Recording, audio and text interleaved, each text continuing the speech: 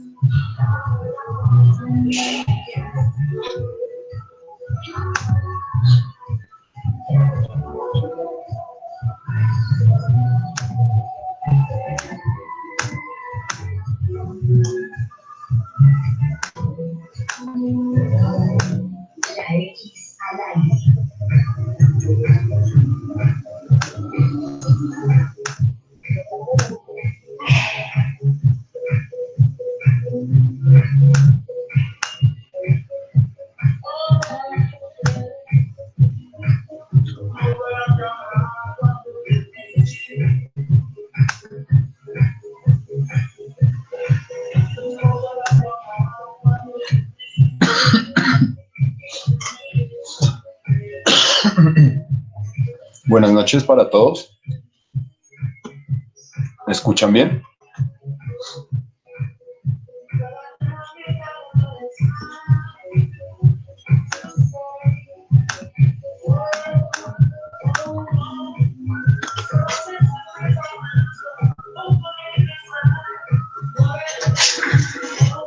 Esperen un segundo, por favor.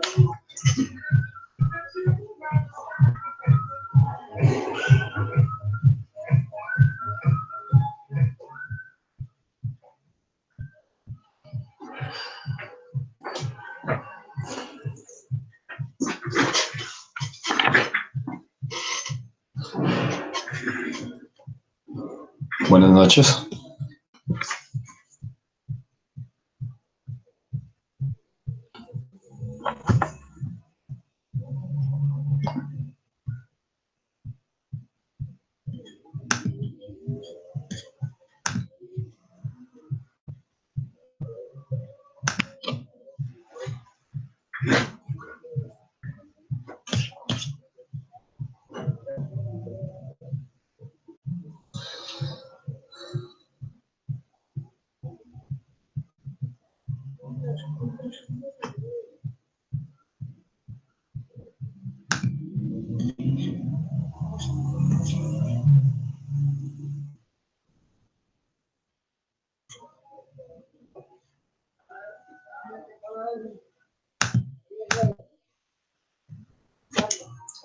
Bien, buenas noches. Damos inicio ya ahora formalmente a la sesión del día de hoy.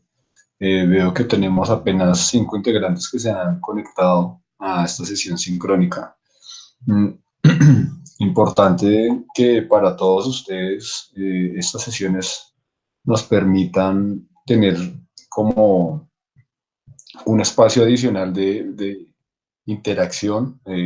Como les decía en la sesión pasada, buena parte del ejercicio lo realizan ustedes a partir de los diferentes aprendizajes que han venido obteniendo en el diplomado, pero sobre todo por la experiencia que ustedes tienen ya a nivel de gestión en el territorio. Entonces, resulta fundamental que de acuerdo a cada una de las experiencias que ustedes van obteniendo, de los temas que van trabajando del día a día, que ustedes tienen que ir eh,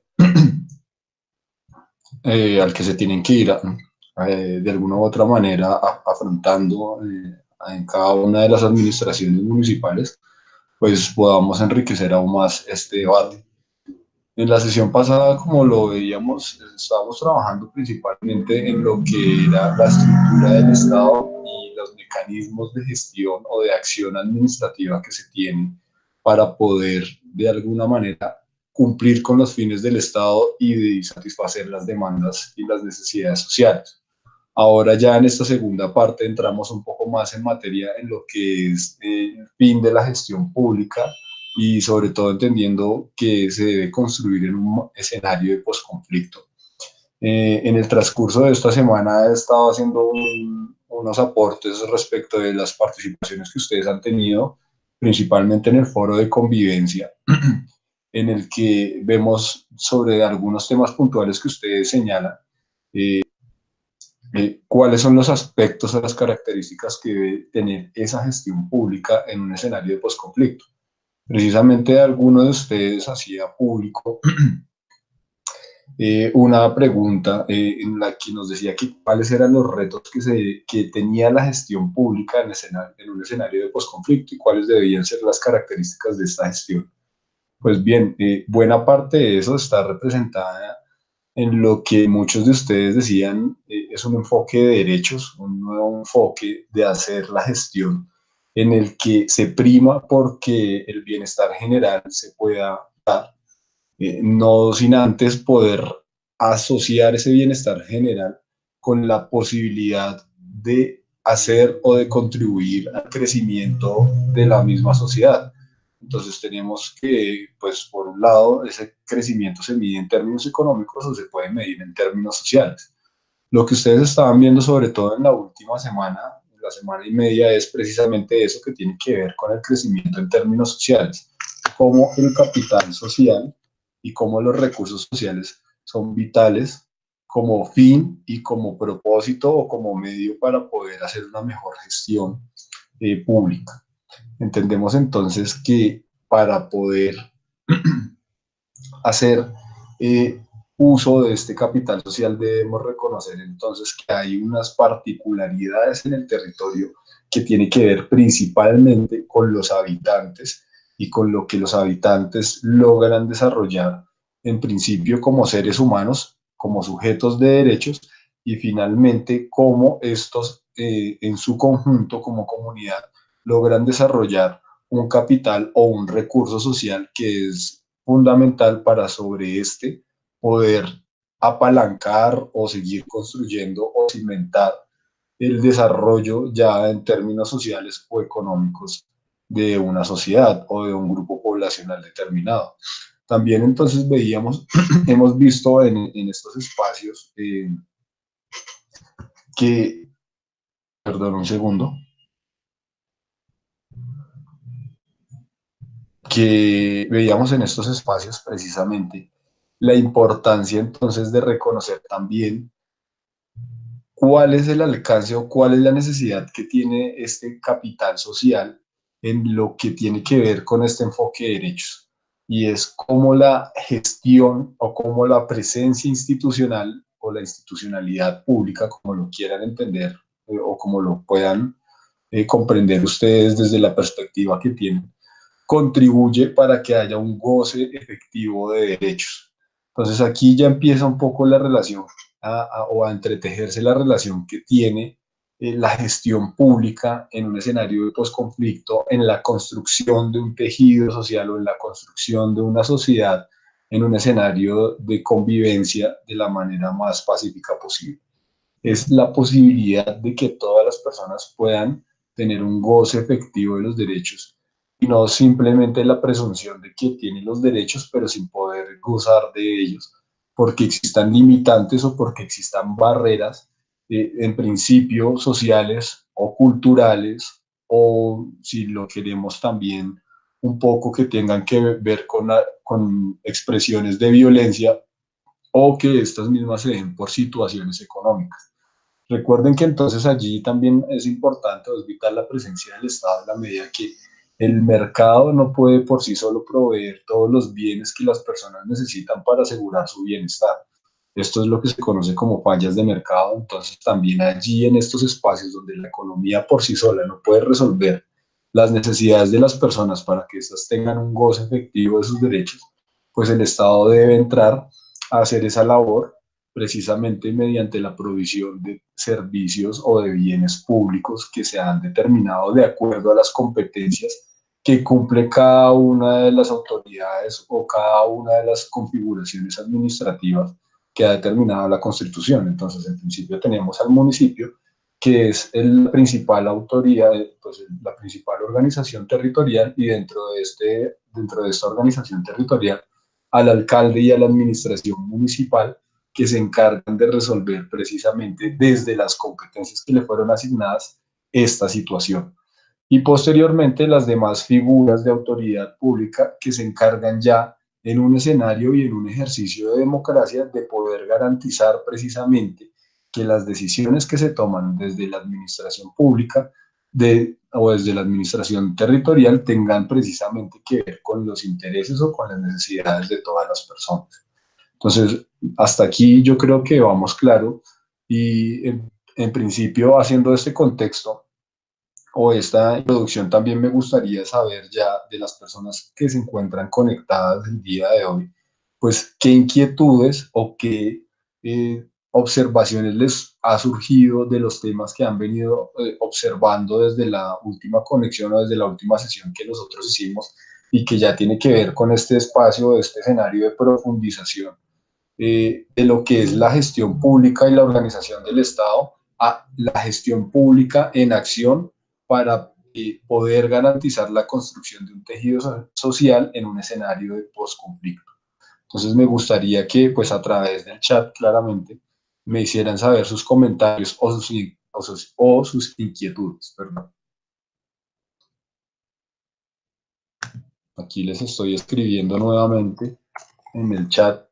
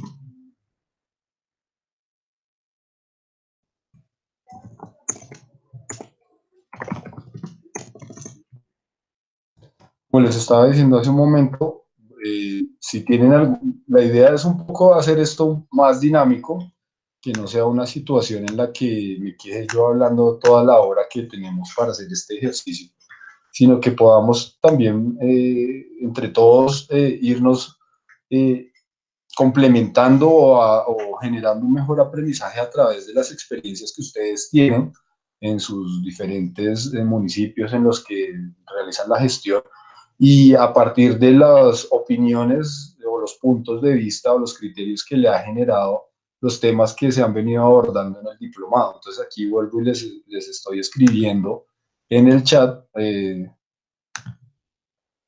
para que ustedes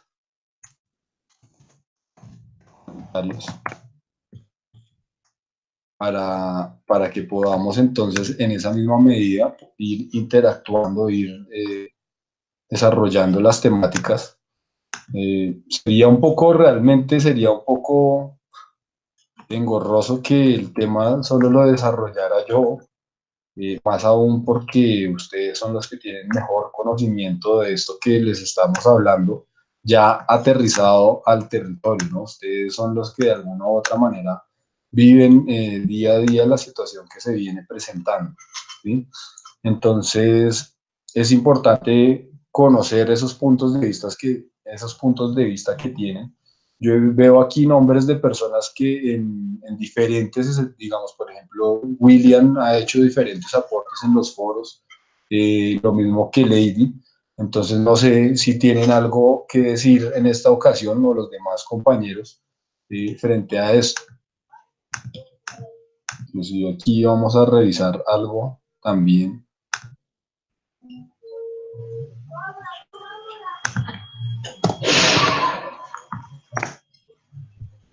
Bien.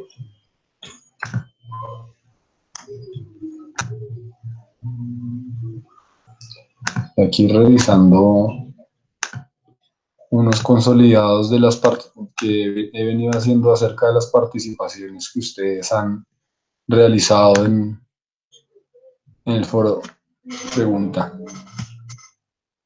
Perdón, aquí se está abriendo. Bueno, Lady, en el proceso de posconflicto los recursos están centralizados, pero el impacto social se está desarrollando en las regiones. Y la pregunta es, Lady, o sea, es la apreciación que tienes frente a eso.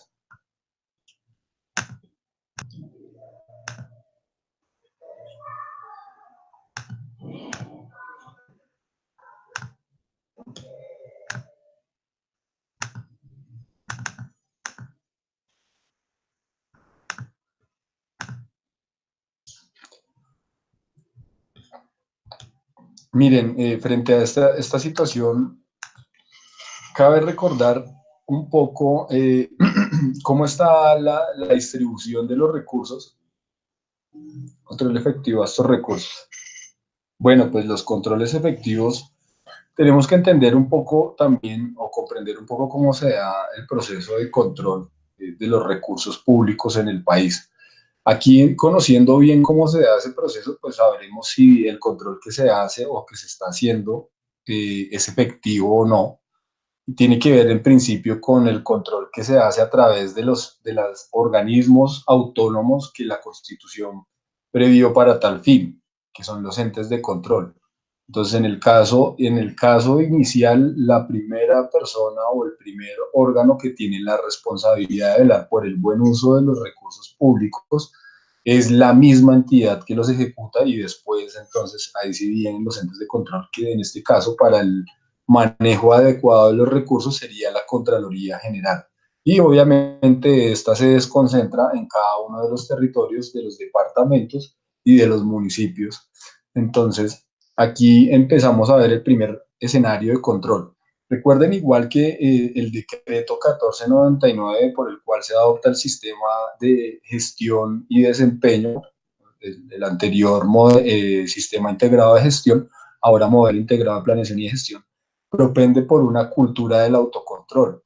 Entonces, aquí los ejercicios de planeación sobre todo son fundamentales para saber que en la ejecución nosotros vamos a tener una buena forma de emplear los recursos. ¿Por qué? Porque los recursos son escasos, ¿cierto? Si hablamos de la gestión institucional propiamente, pues la primera responsabilidad y el primer ejercicio de control está en saber si lo que nosotros estamos disponiendo en términos de manejo de los recursos y hacia dónde los estamos orientando realmente está siendo utilizado de una manera efectiva.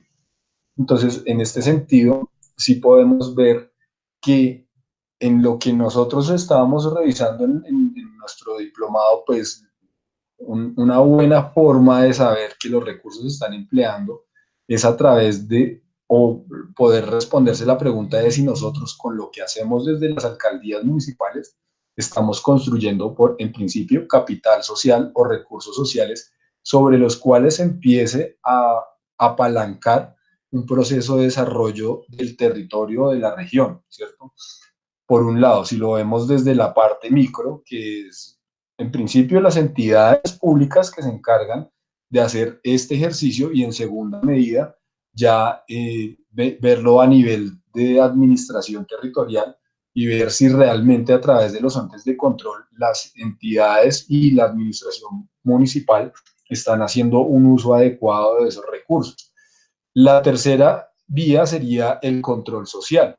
Claramente ustedes saben, hay unos mecanismos de participación y de control sobre los recursos que pueden ejercer los ciudadanos, y que ese control se puede dar no solo después de que ya se han ejecutado los recursos, sino se dan también durante y antes de poder disponer de los recursos. Entonces, por ejemplo, aquí Nancy nos habla de la rendición de cuentas por parte de las diferentes entidades, pero no exactamente la situación es Aquí también tenemos que hacer unos ejercicios de reflexión, ¿no?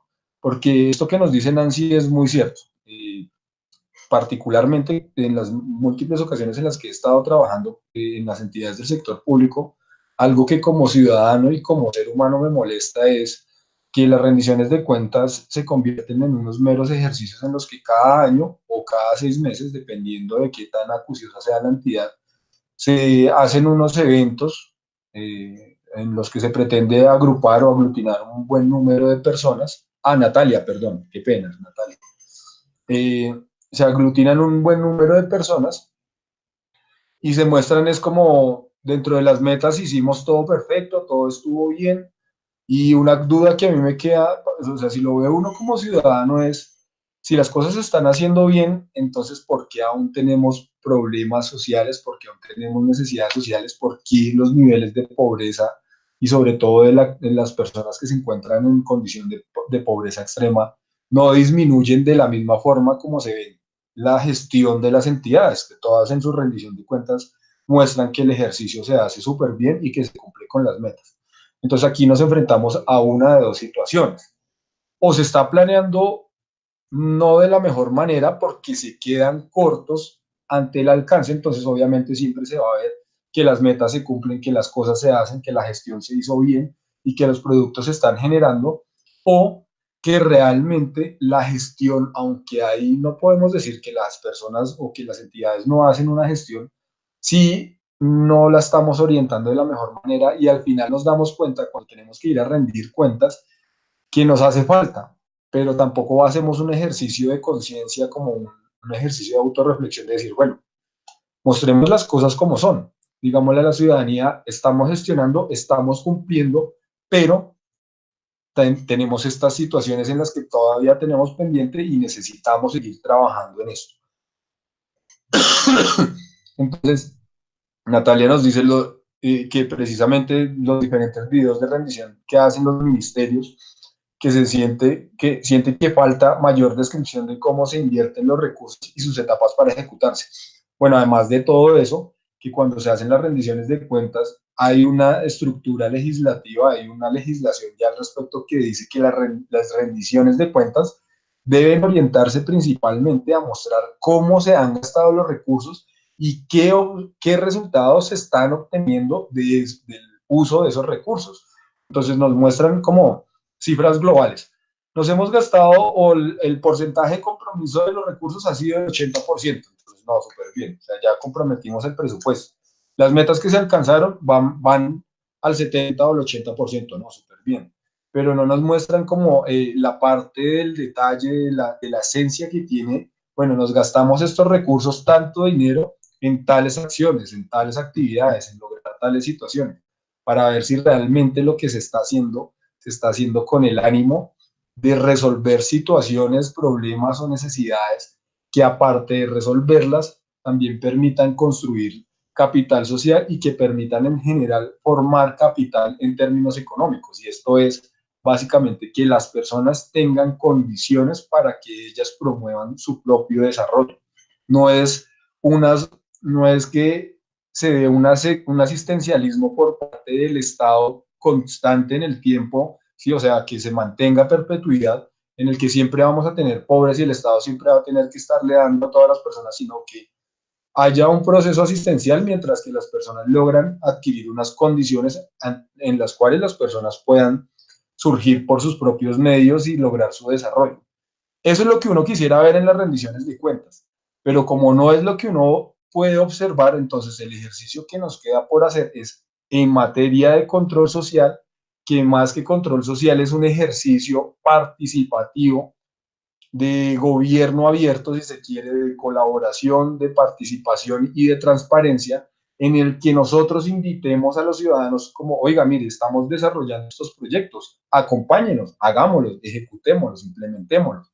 Luego en el mismo seguimiento, mire, se está haciendo esto, usted participó, usted tomó decisiones, usted también estuvo aquí muy al tanto de la situación. Y al final en la evaluación, que la evaluación ya sea un proceso más sencillo, por ejemplo, en estos mecanismos de rendición de cuentas, porque ya la comunidad está informada, desde el principio se le tuvo en cuenta para decirle, mire, se estaba haciendo esto, usted participó en esto también, y al final lo que se logró, pues de repente no era lo que nosotros teníamos previsto desde el principio, tanto ustedes, ciudadanía, como nosotros, pero estamos logrando otras situaciones que no habíamos contemplado. Entonces, eso es lo que buscamos precisamente con estos ejercicios de rendición de cuentas y de control social, como se pueden dar cuenta, que provienen de un concepto muy anglosajón, que es el accountability, que es ese proceso más global, no es simplemente un día, en 2 horas, llegar y reunir a un montón de gente y meterla en un espacio y decirles, mire, si hicimos esto, nos gastamos esto, todo está bien, bueno, muchas gracias por venir. Y tampoco es hacer unos videos donde le estamos diciendo a la gente, todo se está haciendo bien, se está haciendo la gestión, o sea, uno no puede demeritar el ejercicio que se hace en las administraciones públicas, bien sea del nivel nacional o las de orden territorial, se hace gestión, pero tampoco podemos, por el simple hecho de decir que sí se está haciendo gestión, es que la gestión debe tener propósitos claros y resultados concretos. Y en eso, sobre esa base, nosotros tenemos que empezar a hacer ejercicios completos de participación y de colaboración para que al final la rendición de cuentas no sea simplemente sino otra nueva reunión entre las partes que han participado de esos procesos de desarrollo, de formación de capital económico o social, a partir de los recursos del gobierno, a partir de la colaboración que puedan brindar desde la sociedad civil, la academia, los gremios, inclusive también los diferentes organizaciones religiosas, también, porque ustedes saben que hay espacios de las organizaciones religiosas que en algunos lugares de Colombia tienen también una gran representatividad, eh, diferentes escenarios o diferentes actores de la sociedad civil y también obviamente pues los empresarios, el mercado, la economía y los ciudadanos ya, cada individuo, el ciudadano de a pie, todos vinculándose para participar y llevar este proceso. O sea, no es simplemente un ejercicio en el que el Estado hace a través de sus administraciones municipales y luego dice, esto es lo que hicimos, gústeles o no, eso fue lo que se hizo. Para nosotros estuvo bien hecho porque cumplimos con las metas y se gastó el presupuesto, que es lo que nos obliga a hacer la ley, pero no es simplemente hacer las cosas por hacerlas. ¿Sí? Entonces, ahí es donde realmente radica un buen ejercicio de control efectivo. Por eso les digo, puede ser desde el momento inclusive de la planeación, que nosotros a lo que le estemos apuntando sea coherente, sea congruente, sea realmente lo que se necesita, ¿sí? Para lograr el desarrollo de ese territorio o de este grupo poblacional que habita en ese territorio. Y ya en todo su proceso de ejecución, de seguimiento y de control, que siempre haya un diálogo constante y que ese diálogo constante permita también ir haciendo el control de que las cosas se están haciendo bien. No es simplemente llegar al final cuando los recursos ya se gastaron, porque ustedes lo han visto, eso es un escenario que se ve en las noticias todos los días, cuando los recursos ya se gastaron, cuando los hechos de corrupción ya se configuraron, ya la Contraloría viene a decir, no, mire, es que aquí se robaron unos dineros y luego para recuperar esos recursos es lo que realmente resulta difícil y muchas veces ni siquiera se logra recuperar. Entonces, son ejercicios que se van dando ahí a la medida que las cosas se van haciendo, no ya después de que todo se hizo, ya después de que todo se gastó, no, vinimos y mostramos lo que ya hicimos, ya la cosa quedó así. ¿Qué implica eso? Ahí yo les he venido diciendo al respecto de las participaciones que ustedes han hecho, que se generen liderazgos también desde la ciudadanía. No simplemente el liderazgo de decir es que aquí falta, es que los derechos, es que esto, sino, oiga, bueno, remandémonos, ¿qué hay que hacer? Hagámoslo. Bueno, el gobierno tiene una visión, bueno, sobre esa visión intentemos construir algo que le vaya agregando de repente otros elementos que el gobierno o este gobierno de turno que está ahí sentado en la administración municipal o territorial no puede tener, pero sí dialogando se van resolviendo precisamente estos conflictos de ideologías o de creencias o de hacia dónde debemos ir y en ese mismo escenario pues le vamos apuntando al desarrollo. Finalmente, la situación tampoco, como les decía en la sesión sincrónica anterior, uno no puede desconocer los actores con los que habitan el territorio y uno lo que debe hacer es, en la medida de lo posible y dentro del marco legal, hacer que se participe o hacer que se logre la participación de todos los actores y cada actor con cada uno de los intereses que va teniendo y que de ese ejercicio todas las personas puedan salir beneficiadas. Es básicamente cómo funciona el asunto, sin verla tampoco como con ese romanticismo del contrato social, de que esto es simplemente lo público y que es para todos y que de todos. Y sería, o yo mentiría si les dijera, no, la cosa es así, y más en la realidad de este país en que los territorios, las dinámicas son completamente diferentes en cada territorio con cada particularidad que tiene. William, insiste en la necesidad de que la colaboración tiene no solo del gobierno con sus aportes, sino de parte de los usuarios de servicios que pongan al gobierno a su servicio. Claro, por supuesto. Es un ejercicio de colaboración. Esto no simplemente es del gobierno. Realmente, como ustedes se pudieron dar cuenta en lo que veíamos en la organización del Estado, pues precisamente el Estado existe porque la Constitución le da vida. La Constitución son las reglas de juego que decide un grupo o una sociedad determinada para poder vivir pacíficamente y con unos derechos y unas garantías. Entonces, ¿esto qué quiere decir? Que el Estado somos todos, la sociedad es el Estado y el Estado es la sociedad. Entonces, simplemente el Estado existe para poder administrar unas reglas de juego que se establecieron desde el principio, y aquí obviamente la importancia radica en que no podemos dejar simplemente al Estado que haga todo, porque finalmente el Estado también es manejado por personas. Y obviamente, si lo vemos desde una perspectiva psicológica, pues el poder tiene una gran capacidad de seducción que no conozco a la primera persona que sentado en el poder, inclusive ustedes lo pueden ver con los diferentes escándalos que se ha dado en Brasil, en Argentina o en todos los países latinoamericanos, cuando se ha buscado elegir a un gobierno porque es la solución a una situación que se venía presentando, lo que se ve es que al final ese poder termina corrompiendo a las personas. Entonces, si nosotros dejamos solas a estas personas que se sientan en las sillas de las decisiones públicas y que ellas se encarguen de hacer todo, pues obviamente lo que se va a presentar es que las decisiones que se van a tomar solo van a beneficiar a unas personas. El manejo de los recursos solo se va a dar de una manera que probablemente no es la mejor ni es de forma legal. Y finalmente, lo que va a suceder es que se van a asignar más cargas o se va a sentir más la carga que se asigna a los ciudadanos, por ejemplo, vía tributación, vía impuestos, que es lo que usualmente uno más reciente, que como que ve que las condiciones del país o del territorio siguen siendo las mismas y uno todos los días paga impuestos y no se ve reflejado eso, ¿sí? Y es precisamente por esto. Entonces uno no puede dejar solo al gobierno en esto o al Estado en esto, en ninguna de sus entidades, porque aquí todos debemos colaborar, todos debemos poner una parte desde el rol que cada uno ocupa en la sociedad.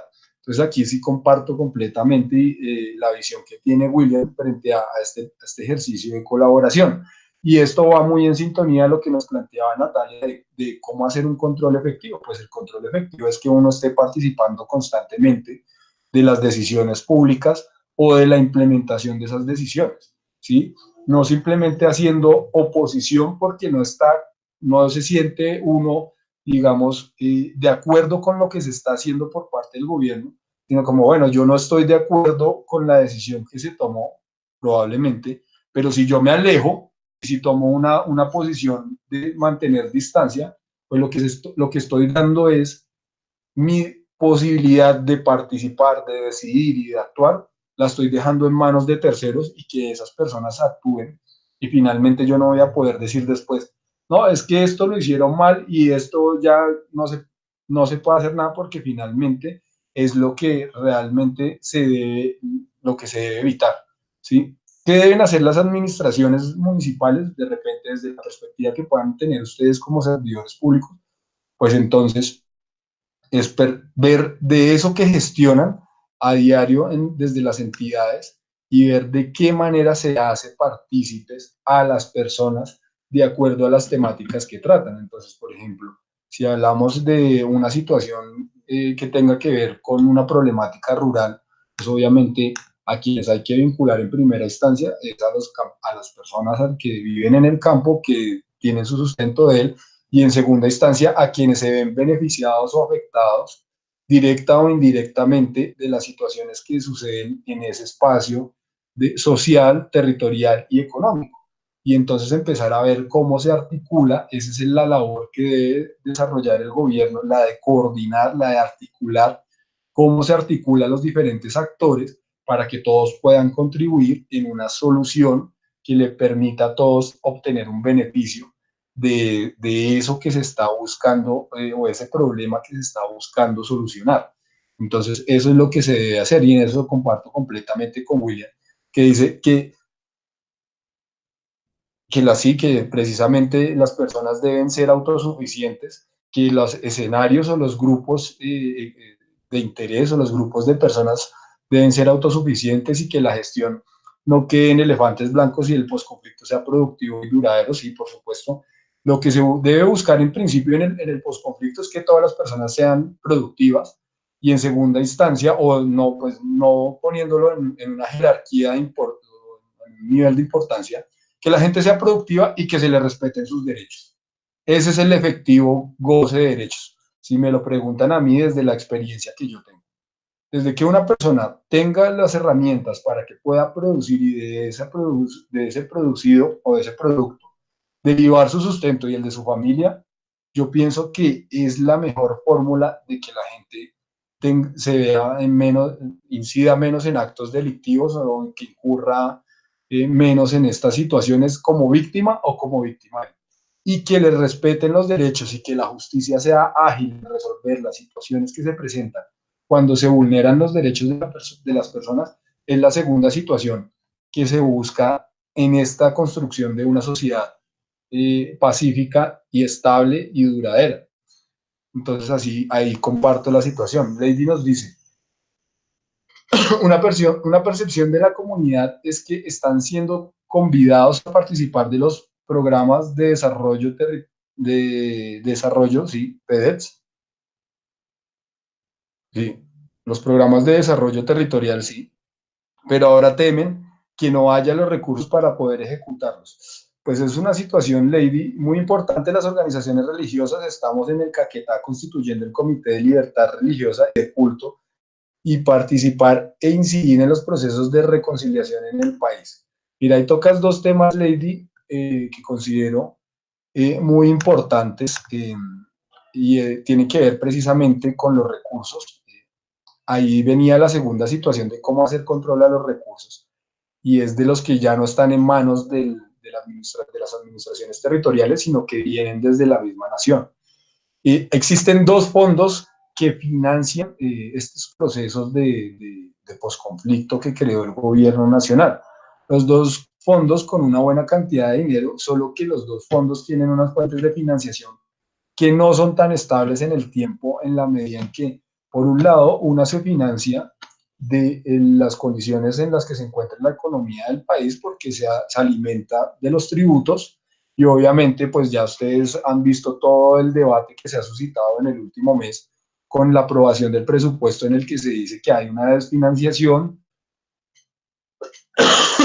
de, de alrededor del 20% del presupuesto y además pues ya han visto la situación que se ha venido presentando con las decisiones de gobierno frente a la educación pública superior y una serie de situaciones que tienen que ver con el proyecto político de este gobierno que está entrando.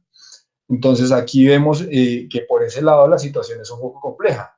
El otro fondo tiene que ver con la cooperación internacional y obviamente es una cooperación que no va a permanecer en el tiempo, es más, se va a agotar más rápida que la del primer fondo y que está condicionada o está supeditada a que los organismos cooperantes vean que los recursos sí se están ejecutando y se están obteniendo resultados en aras de la construcción de una sociedad que puede convivir pacíficamente y resolver sus problemas sin necesidad de recurrir a la violencia física, psicológica o estructural. ¿Sí? Entonces, son situaciones en las que realmente yo veo complejo que podamos tener al menos certeza en el mediano y en el largo plazo de qué recursos van a haber para poder ejecutar estos programas. Pero sí tenemos digamos, como una contrarrespuesta a esto, y es que en la medida de lo posible, lo que nos brinda este escenario de construcción de paz y en un escenario de posconflicto es que finalmente desde los territorios, porque ya se reconoce cada vez más que el desarrollo del país está es afuera, en los territorios, no en las grandes ciudades capitales. Entonces, que ahí se pueda jalonar una buena cantidad de recursos de inversión, sea nacional o extranjera, pero sabiendo cómo poder generar estas condiciones económicas y sociales de desarrollo. Digamos, por ejemplo, un buen esquema de eso, que yo los invito a que lo revisen, porque puede ser algo que pueden implementar de manera novedosa en los municipios en los que ustedes pertenecen. Aquí se los escribo. Es un enfoque de desarrollo que se llama OBOP. OBOP.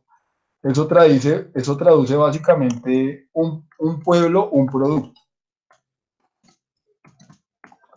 Aquí se los estoy escribiendo en el chat. Son esquemas o modelos o enfoques de desarrollo que parten desde el territorio, desde el territorio. Entonces, ¿esto qué nos permite? Pues ver de esos productos que son muy autóctonos del territorio, cómo se les va agregando cosas para que sean competitivos en el mercado nacional y luego competitivos en el mercado internacional.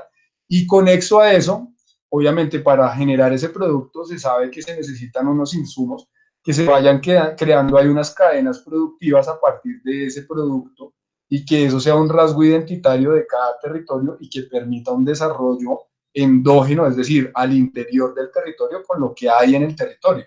Entonces, ¿qué permite esto? Por un lado, generar condiciones económicas, ¿sí?, en términos de recursos financieros, y por el otro lado, construir esta parte social, este capital social, porque obviamente es el rasgo identitario, que es lo que se busca con este esquema de desarrollo, es resaltar o revalorar o resignificar o dignificar todos estos conceptos que ustedes han venido estudiando a lo largo del diplomado, esos valores que tienen estos grupos poblacionales. O sea, lo que busca es precisamente decir, este producto es de exportación, con este producto se pueden generar buenos y grandes ingresos, pero es un producto del pueblo, de la gente que habita ese territorio.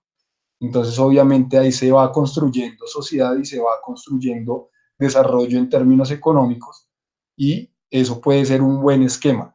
Hay municipios, hay entidades territoriales, departamentos que ya han venido implementando esa metodología. Ustedes pueden ingresar al Departamento Nacional de Planeación y encontrar más información al respecto de eso y ver qué manera van buscando, si ese puede ser un esquema que les sirva a ustedes, por ejemplo, para poder lograr en lo que queda de gobierno, en este año y medio que queda de gobierno, dejar montados bases para poder empezar a generar estas condiciones de desarrollo en términos económicos y sociales. Entonces, eso puede llegar a servir. Si se dan cuenta, ni siquiera estamos hablando de que el marco legal permite o no permite, sino estamos hablando de, bueno, ya hay un marco legal, ya hay una constitución que nos dice qué es lo que debemos hacer, pues busquemos formas de cómo hacerlo, busquemos formas de cómo convidar o cómo hacer partícipe al mayor número de personas en esta situación. Entonces, aquí se nos abren otros caminos porque realmente, yo les digo con honestidad, los recursos hoy pueden estar garantizados para financiar los programas de desarrollo con enfoque territorial que creó el acuerdo para la terminación del conflicto. Pero en el mediano y en el largo plazo, puede que por las situaciones que les digo, que en los que están los recursos que financian, o los fondos donde están los recursos que financian el posconflicto, pueda que ya en 2 o en 3 años ya esa situación no se vea de la misma forma bien apalancada con recursos financieros. Entonces, obviamente hay que saber, ahora que están los recursos, muy bien cómo se ejecutan y cómo se orientan, y sobre todo desde el territorio, cómo se da orientación a la nación, que es la que tiene los recursos, para decirles, mire, aquí en el territorio necesitamos es que los recursos, tanto los de ustedes como los de nosotros, se enfoquen a lograr este tipo de situaciones que generen desarrollo en este territorio de esta manera. Entonces aquí viene la situación que tú mencionas, Lady, de la organización del Comité de Libertad Religiosa. Pues obviamente esta es una situación que forma capital social porque son elementos de los grupos poblacionales.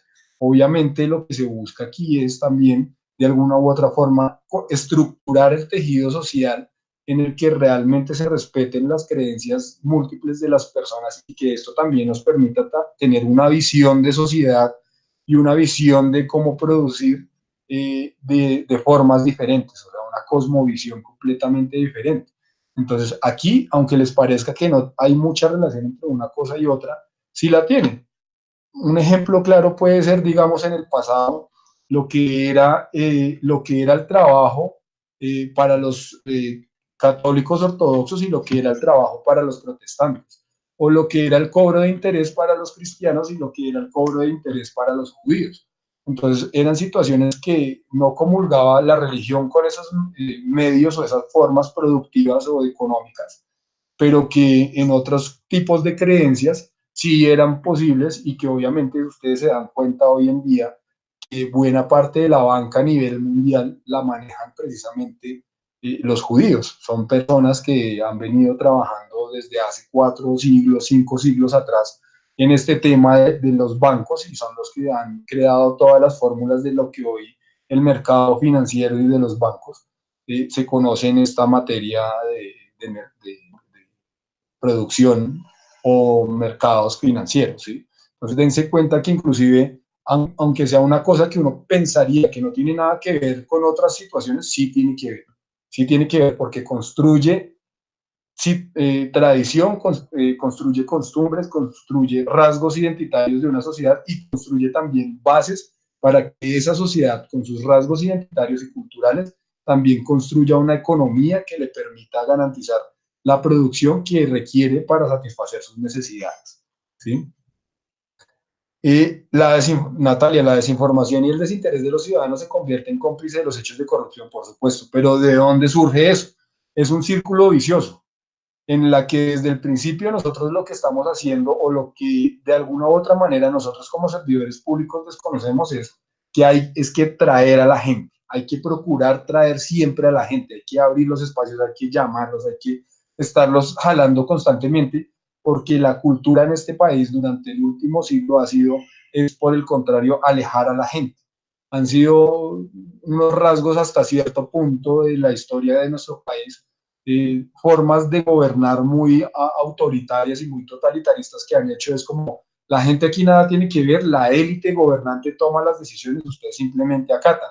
Ahora el tema ha cambiado, el enfoque ha cambiado, entonces ahora este es un enfoque de derechos, este es un enfoque del goce efectivo de los mismos y aquí las personas que son sujetos de derechos también pueden participar de las decisiones y deben participar de las decisiones que afecten sus vidas y sus formas de desarrollarse. Entonces, es un trabajo que no se agota, Natalia y compañeros, es un trabajo que hay que ir desarrollando constantemente porque tenemos una tradición de 50, 60, 70 años de hacer las cosas de esta manera, pues hay que romper esa tradición construyendo 20 años, 30 años, una forma diferente de hacer las cosas. Entonces es de convocar a las personas, informar a las personas en lo que necesitan estar informadas para que las decisiones que tomen sean decisiones informadas y que realmente los beneficien, ¿sí? Entonces eso es lo que hay que tener aquí en cuenta de esa desinformación y de ese desinterés. Joana, muy importante las organizaciones religiosas, bueno, ya solo en la ley 1757 de 2015 de participación ciudadana es fundamental desarrollar procesos de incidencia en diferentes espacios y realizar el control antes mencionado. Exacto, es difícil hacer seguimiento a esos recursos. En ambos casos, como te digo, Joana, es que la participación por la mera participación del control no va a tener ningún efecto y es lo que nos ha demostrado en la historia del tiempo. O sea, ¿qué ha sucedido con los veedores o qué ha sucedido con los procesos de control social que realiza la comunidad después de que las cosas suceden?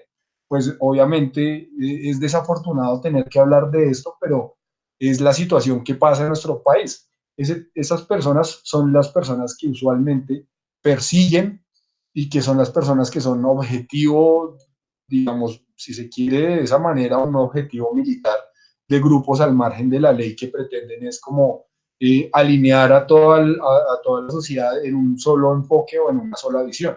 Entonces, estas situaciones al final y otras muchas situaciones que saben ustedes que suceden, eh, como la corrupción o como la desviación de fondos, de recursos, o como que aún dentro del marco de la ley, las decisiones que toman los gobernantes finalmente no benefician a todo el mundo, sino a un grupo muy pequeño de personas, son situaciones que se presentan porque la participación solo se busca es al final, cuando ya las cosas se han hecho, no cuando se están pensando o cuando se están ejecutando.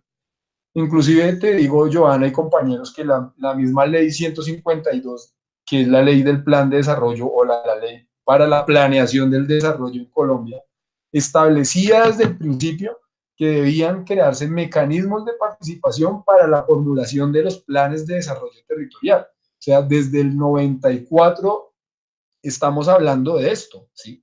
De que la participación y la colaboración de los diferentes actores de la sociedad debe darse en todos los momentos de acción del gobierno. No solamente ya cuando el gobierno actúa, entonces ahí sí vienen los veedores ciudadanos, ahí sí se da el control social, ahí sí vienen las rendiciones de cuentas cuando las cosas ya se han hecho y está claro que por más que se tenga buena voluntad, seguramente no se ha logrado lo que se necesita para la sociedad. Se lograron metas, se lograron resultados, que es lo que usualmente observamos en estos procesos de control social y de rendición de cuentas. Pero no estamos seguros si lo que se ha logrado realmente le apunta a generar condiciones de desarrollo o a resolver problemas o necesidades sociales que la gente manifestó. Entonces, obviamente, la situación tiene que ser más activa, ¿sí? Tiene que ser más activa. William, lo que pasa es que el paternalismo no nos deja progresar. Sí, claro, esa es una situación también. Inclusive paternalismo y centralismo. Nosotros siempre es, digamos, como una visión con la que nos criaron a todos por, digamos, las creencias y la idiosincrasia que tenemos en este país, que ustedes saben muy bien, que es un país muy religioso. Y siempre nos criaron como con esa visión religiosa del paternalismo y del centralismo, de que siempre alguien toma una decisión, de que alguien siempre es el que debe actuar y los otros debemos estar muy al tanto de lo que pues finalmente se suceda y en consecuencia de ello actuar. La situación es diferente. Si queremos una sociedad diferente, esto demanda que todas las personas que hacen parte de esa sociedad se hagan partícipes, actúen y actúen de una forma diferente a como lo han venido haciendo. Entonces, para esto se requiere en primera instancia que la administración de cada municipio en todo el territorio nacional y del mismo gobierno nacional se encargue de formar y de informar a la gente para que la gente sepa, conozca y sea consciente de las decisiones que se deben tomar y de las decisiones públicas que los afectan, que nos afectan a todos o que nos pueden, si lo vemos desde una forma o desde una perspectiva positiva, que nos pueden beneficiar a todos. Entonces, ese es un ejercicio de construcción de tiempo en el largo y en el mediano plazo. Yo inclusive les compartí una cartilla en el foro que habla de un ejercicio que hizo la Oficina del Alto Comisionado para la Paz en cuanto a la gestión pública y cómo las personas en general de los territorios debían ir construyendo este ejercicio de paz. Y allí nos muestra una gráfica de cómo se dan los momentos en el tiempo de la construcción de esa paz y sabemos que los 2 o 3 primeros años son muy complejos porque se recrudece la violencia, porque hay escepticismo, porque obviamente hay tensiones, porque las situaciones que generó la guerra o el conflicto durante todos los años que duró, pues deja insatisfechos a una u a otra parte. Entonces siempre se reclama de que no se está haciendo justicia, de que hace falta más, que esto, que lo otro. Situaciones que si ustedes se dan cuenta viendo los medios de comunicación es lo que está viviendo en este momento nuestro país, ¿sí? Es lo que está sucediendo actualmente. Y que realmente el proceso de construcción se da ya 5 años, de 5 años en adelante de haberse firmado los procesos o de la dejación de armas o de ya cuando se establece un acuerdo para la paz. Entonces ahí sí se va a dar realmente una situación en la que podamos empezar a construir nuevas formas de hacer las cosas en la sociedad. ¿Cuáles nuevas formas? Pues romper ese vicio o esa visión paternalista que nos señala William, que tiene nuestra sociedad de que siempre hay alguien que nos va a decir cómo hacer las cosas, siempre hay alguien que nos va a liderar, siempre hay alguien que nos va a orientar. Y no nosotros como sociedad empezar a hacer ese ejercicio de forma constructiva, no destructiva, no con esa crítica muy ácida, sino con esa crítica de, bueno, sí, esto no se está haciendo de la mejor manera, pero podemos mejorarlo. Todos contribuimos para que eso suceda, ¿sí? Lady, Gracias por ese aporte, con gusto, Lady, para eso estamos. Cualquier otro aporte que necesitan, lo que ustedes quieran preguntar en este espacio o en los foros o a mi correo, ustedes saben que yo con gusto les puedo dar eh, mayores aportes, ideas desde la experiencia que tengo, desde lo que voy investigando, desde lo que me informo de lo que sucede en otras partes, en otras latitudes de este país o en otras cosas que han sucedido en otros países que pueda de alguna u otra manera replicarse acá. Inclusive este tema OBOP es un mecanismo, un esquema de desarrollo que se implementó en Japón. Entonces es un tema que ha tenido muy buena acogida en países latinoamericanos, porque ustedes saben que los países latinoamericanos tienen una riqueza cultural muy grande por precisamente las tradiciones ancestrales que se tienen acá, indígenas, y las que se fueron dando por la mezcla de la cultura indígena con la cultura europea occidental. Entonces aquí estos países latinoamericanos tienen una gran riqueza cultural y este enfoque OVO se enfoca precisamente a resaltar esa riqueza cultural, a construir sociedad sobre todo. A la par de que se va construyendo económicamente, se va construyendo sociedad. Entonces es un mecanismo que realmente los invito a que lo revisen y que pueda ser algo que puedan implementar desde la administración en sus municipios. ¿Sí? Natalia, el posconflicto, la reconstrucción del tejido social, iniciativas desde la misma comunidad encuentran un contexto que permita a estos procesos forjarse de manera más amplia, pues pretende no limitar estas iniciativas, sino apoyarlas y para eso se necesita una participación activa desde lo local y con apoyo estatal. Por supuesto, Natalia, es lo que hemos venido hablando. Pienso yo que tienes un pensamiento muy claro frente a esto y es precisamente lo que hay que buscar. Ahora, una situación que hay que comprender es que por más de que sean construcciones sociales, de que todas las personas pueden tener ideas, que esos aportes puedan ser muy importantes para construir la sociedad, no todo es válido, ¿no? Hay que buscar siempre estas situaciones, perdón, eh, pasarlas bajo la lupa de lo que busca y de los fines que pretende el Estado, que es mantener el bien común, el interés general, aumentar la calidad de vida de las personas y que se preserve el bienestar general. ¿Sí? Digamos, esas son como las lupas que le permiten a uno saber que los aportes que se están dando están apuntando a eso. ¿Sí? Y lo que nosotros debemos hacer es buscar desde el gobierno que se encarga de coordinar a la sociedad, el Estado se encarga de coordinar a la sociedad y de orientarla, es mirar, bueno, aquí hay una iniciativa de una sección o un grupo de la población del territorio, veamos cómo se pueden ir vinculando desde otras partes, desde el mismo territorio para contribuir a esto. Aquí hay otra iniciativa, veamos entonces aquí cómo se van vinculando. Y ahí se generan una serie de entrecruces, que era lo que inicialmente los economistas clásicos pretendían que se diera en el mercado, que fueran intercambios entre individuos y que los intercambios fueran igualitarios, pero obviamente uno sabe que nunca los intercambios van a poder ser igualitarios todas las veces, muy pocas veces de hecho, y que obviamente lo que hay que buscar es ver dentro de lo que necesita y dentro de lo que pretende cada grupo o cada individuo es cómo vamos cruzando las necesidades de uno con las del otro y lo que uno posee con lo que el otro posee para ir coordinando y vinculando y construyendo de manera conjunta, que es lo que Natalia nos menciona en su aporte, en su intervención. Es precisamente eso lo que buscamos. Entonces, todo esto tiene que ver precisamente con lo que hemos venido observando a lo largo del curso, desde la última sesión sincrónica hasta acá.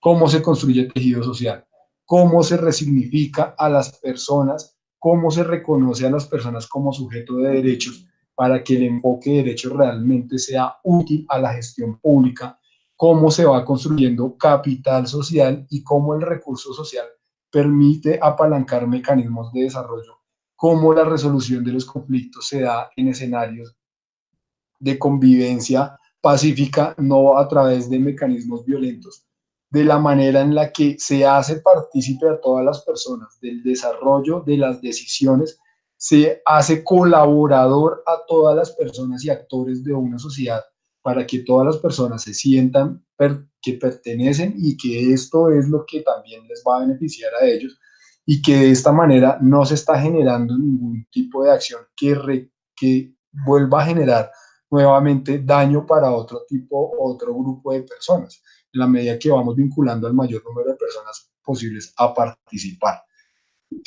Joana, sí, precisamente, Ley 152 establece que debe realizarse eh, desde el desarrollo humano y no desde lo económico.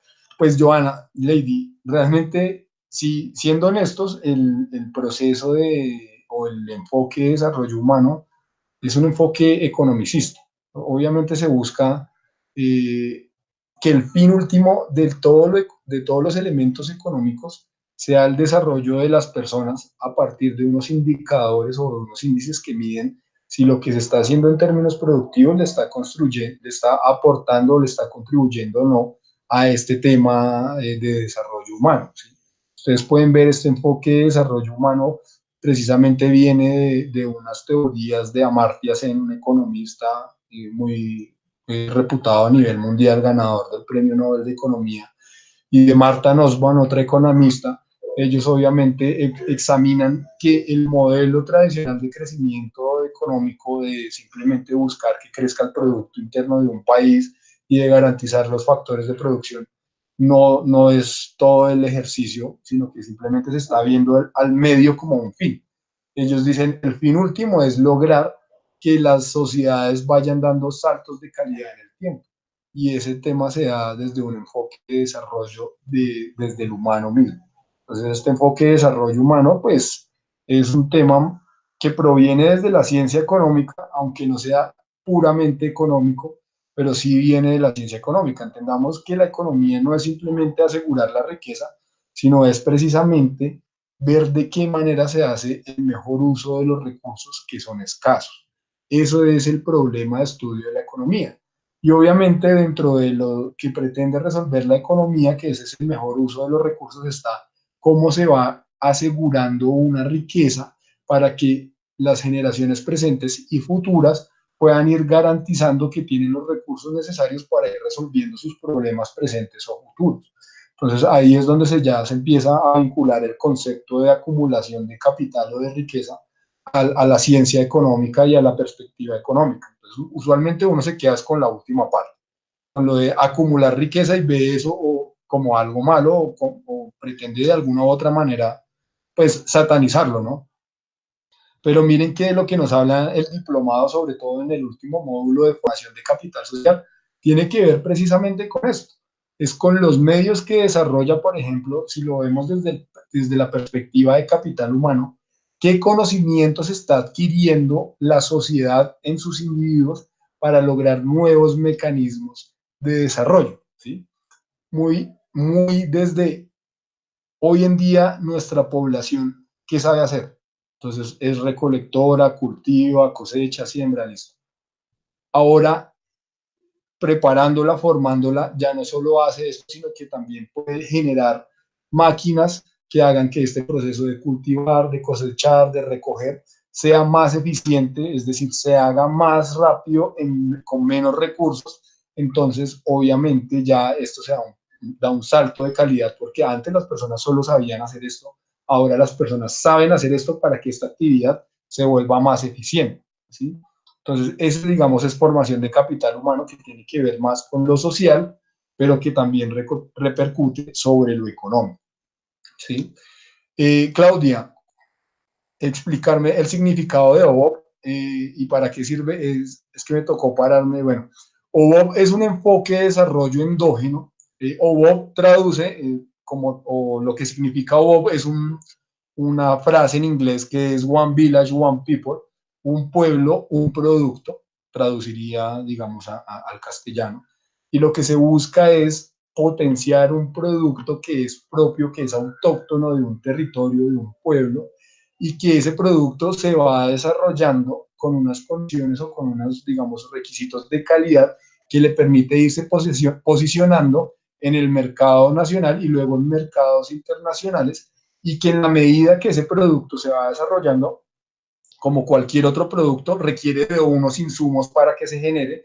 Entonces, esos insumos también, o el producir o el generar esos insumos, van también apalancándose, van generándose procesos de desarrollo, de modernización, de tecnificación, de agregarle ciencia o de agregarle tecnología o de innovar en las formas de producir para que se generen cadenas productivas, que es lo que se conoce comúnmente. Ustedes escucharán en el lenguaje técnico hablar de las palabras de clústeres.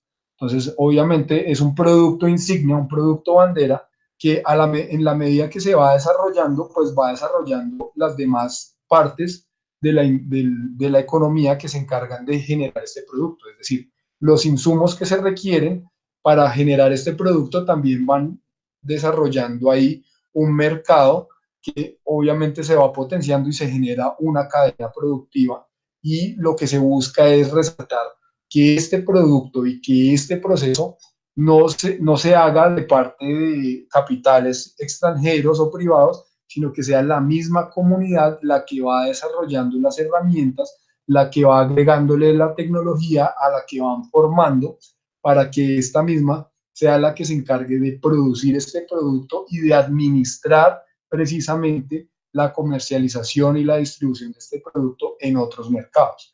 Entonces, eso es lo que pretende este enfoque de desarrollo que se llama OBOP, One Village, One People, One Product, perdón, One Village, One Product, un pueblo, un producto.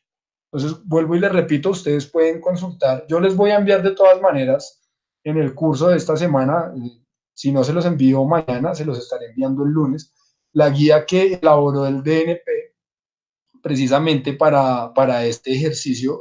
Como les digo, ya hay casos de éxito en Colombia de la implementación de este tipo de enfoque o de estos esquemas de desarrollo endógeno. Entonces, ahí ¿qué? Exacto, sí. Nidia. Esos son un ejemplo, son iniciativas como Sombrero Fino, Volteados. Exacto. Esa es un claro ejemplo de, de un caso de éxito de OBOP. Esos son los que se han venido haciendo, igual también en el Tolima, en Huila, en Pasto, en Guajira, se han venido desarrollando también otros casos de éxito. Vuelvo y les digo, en la página de Planeación Nacional pueden consultar estos casos de éxito. Igual ustedes en YouTube también en los momentos, yo sé que en algunos casos, en los lugares en los que ustedes se encuentran, el acceso a Internet puede ser un poco complejo, pero en los momentos en los que puedan, pueden inclusive en YouTube buscar eh, o, casos de éxito OBOP, y van a encontrar no solo, como les digo, es un esquema que se han venido implementando en diferentes regiones y territorios aquí en Colombia, y no solo en Colombia, sino en Latinoamérica, y también obviamente en Japón van a poder ver que es de donde viene esta iniciativa, este esquema, este enfoque de desarrollo. Entonces ustedes pueden ahí ir viendo y ir, digamos, recaudando información e ir teniendo ideas de cómo, por ejemplo, en el municipio en el que usted o en el territorio en el que ustedes habiten, y a través de la administración en la que ustedes se encuentren, pueden ir vinculándose a este tipo de enfoques de desarrollo, a este tipo de iniciativas, y que eso vaya potenciando. Obviamente, ¿qué es lo que busca uno? Que estos mercados territoriales, estos mercados en cada uno de los departamentos o de las regiones se vayan potenciando, que tengan posibilidad y que tengan poder de negociación con otros mercados a nivel nacional o a nivel internacional, sobre todo. Entonces, obviamente, esta es un buen enfoque de desarrollo. Y aquí nos menciona varios de los casos de éxito que ya se han venido mostrando aquí en Colombia.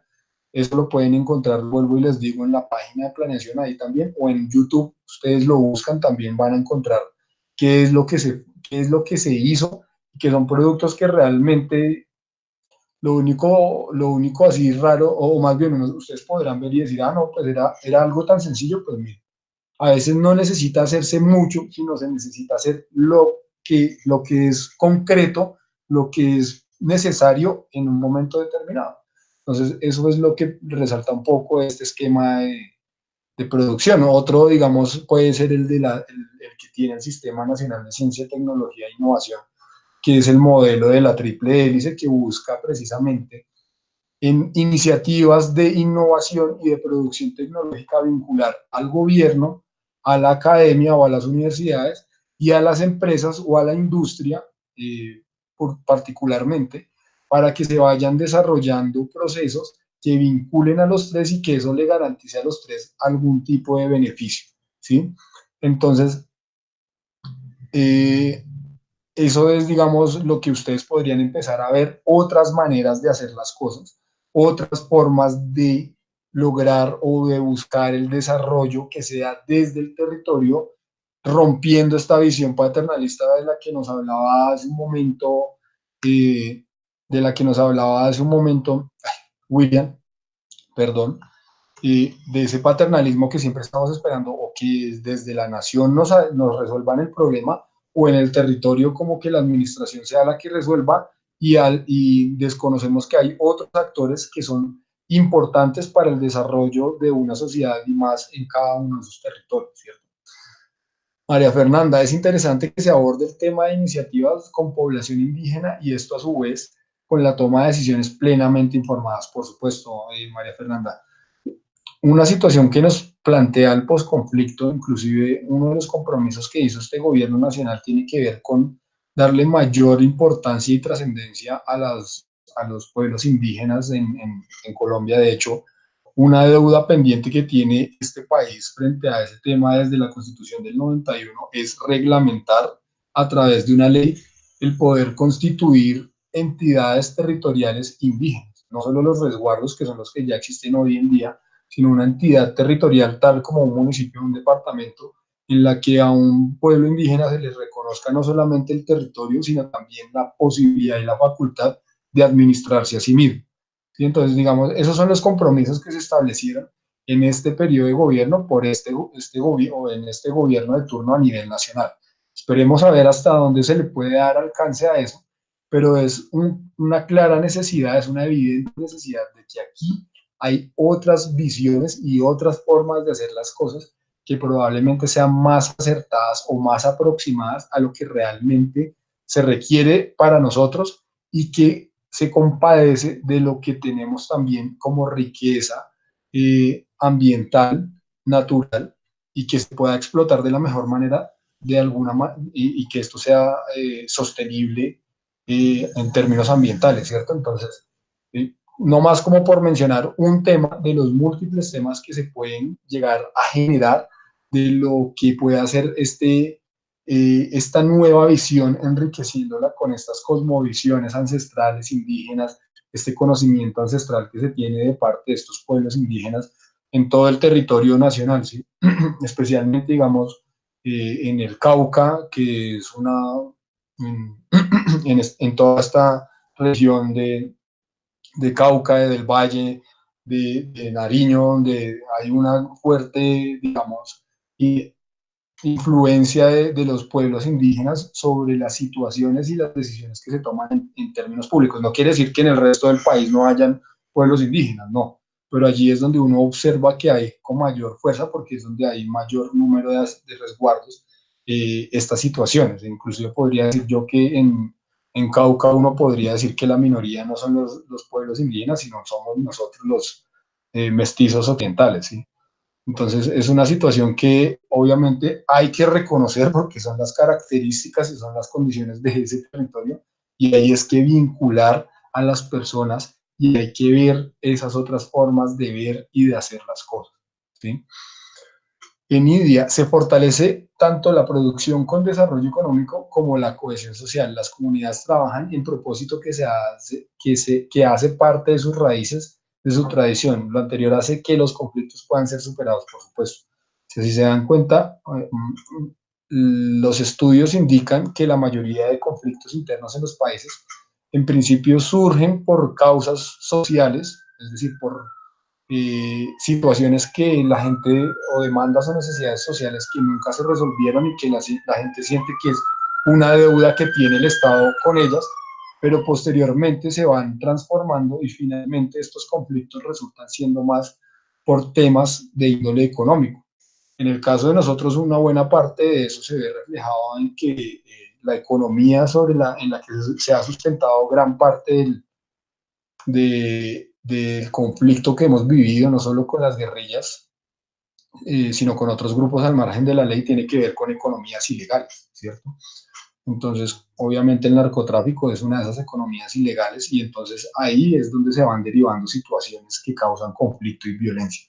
¿Qué es lo que se está viendo acá? Aparte de lo ilegal, pues es que lo que se puede observar es que mientras que no tengamos un medio de producción en el que todos podamos realmente sentir que producimos y con eso poder derivar nuestro sustento, resolver nuestras necesidades y poder atender esas demandas sociales, pues obviamente lo que se van a generar es conflictos porque cada persona va a querer de la mejor manera satisfacer esas necesidades, sin importar qué debe hacer o no para poder hacerlo. Y obviamente las personas que tengan un mayor poder, bien sea económico o bélico o cualquier tipo de poder que ostenten, van a utilizarlo para poder resolver esa situación.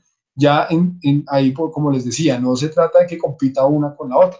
Ahí también conexo a esto va que haya una garantía de los derechos, que es lo que nos permite a nosotros realmente construir una sociedad, que haya cohesión social, que se construya un tejido social y finalmente que ese contrato social del que nos hablaban con la formación del Estado desde los tiempos de Rousseau, de Locke, de todos estos pensadores y filósofos de esa época de la creación del Estado como lo conocemos hoy en día se dé. Y es que todos acordamos realmente vivir en sociedad y que el Estado se va a encargar de dirigir este barco que se llama Colombia o esta sociedad que se llama Colombia y que la va a dirigir a un buen término, a un buen puerto y el puerto es que el interés general y el bien común por el cual decidimos asociarnos y volvernos un país se preserve. Esa es básicamente la situación. Y mientras que nosotros podamos ver esto de esta manera y ya desde a nivel micro empezar a resolverlo desde lo territorial para irlo subiendo a escala nacional, entonces ahí sí ya vamos a empezar a hacer las cosas al derecho y no como las hemos venido haciendo los últimos años, desde inclusive desde la misma independencia de Colombia, que lo pensamos es desde arriba, desde lo central, y lo vamos bajando hacia lo micro, hacia lo territorial, y nos damos cuenta al final que la fórmula no funcionó, pues porque obviamente desde lo nacional no se tiene una buena perspectiva, es decir, desde arriba, desde el poder central, no se tiene una buena perspectiva de cómo es la realidad en el territorio. Entonces, esta oportunidad que nos brinda el postconflicto, esta oportunidad que nos brinda el poder empezar a hacer las cosas de una manera diferente, nos permite remarcar y poner la mirada es en que el desarrollo de esta sociedad y de este país en términos económicos, sociales, culturales, etcétera, se da desde los territorios y con la población que habita en ellos.